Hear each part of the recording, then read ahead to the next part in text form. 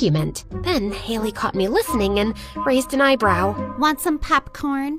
Just then, Mrs. Fox started passing out the exam papers when a nerdy-looking girl with huge glasses suddenly freaked out. Oh my god, this section wasn't in the study guide. How could you include this? This isn't right! Her name was Esme, and she was the kind of genius who had skipped a few grades, which made her the youngest one here. So, what do you want me to do? Cry about it?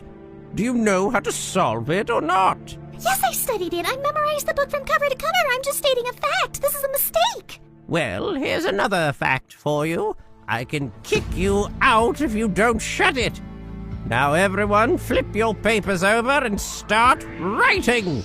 We all started writing, and honestly, the questions felt impossible because I couldn't stop feeling nervous. I had to pass, not just for me, but for my little sister, Sally. After we lost our parents, the two of us had to move in with our aunt and her jerk husband. And if I passed, I could finally study something, get a real job, and make enough money to move out with Sally. But 5 minutes in, we all heard whispering. It was coming from Haley. At first, I thought she was talking to herself. Then I realized she had a tiny earpiece hidden under the bandage wrapped around her head. She was so focused on cheating that she didn't even notice Mrs. Fox standing right over her. Mrs. Fox tapped her foot and held out her hand.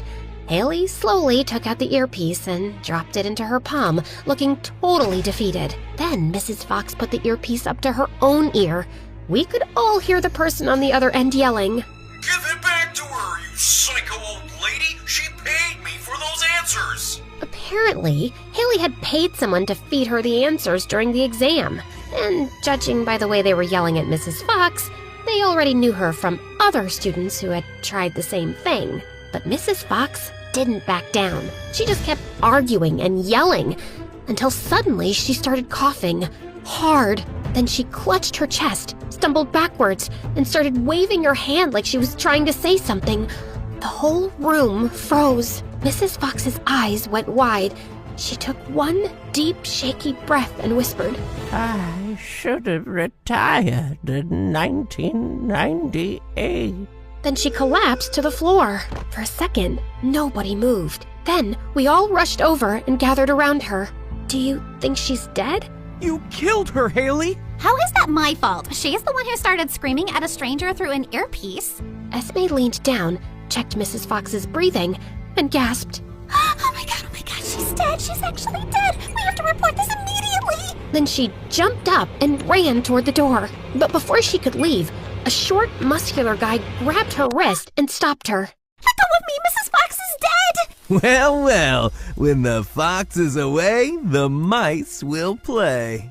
We all looked confused. It means, geniuses, we move her out of the way, finish the exam together, then report it. Understood? I had noticed him earlier. His name was Hunter, and he was from juvenile detention. His wrist had been handcuffed to the desk, but somehow he had gotten himself free. Now he was standing there like he owned the room. But that's unethical. Hunter stepped so close to me that our foreheads almost touched. Do I look like I care? We all looked at each other while Esme kept protesting. Does anyone here know how to answer all the questions besides this little genius? Nobody said a word. Apparently, we were all struggling. My handwriting's real pretty, if that counts. Then she batted her eyelashes at Hunter. She was obviously flirting.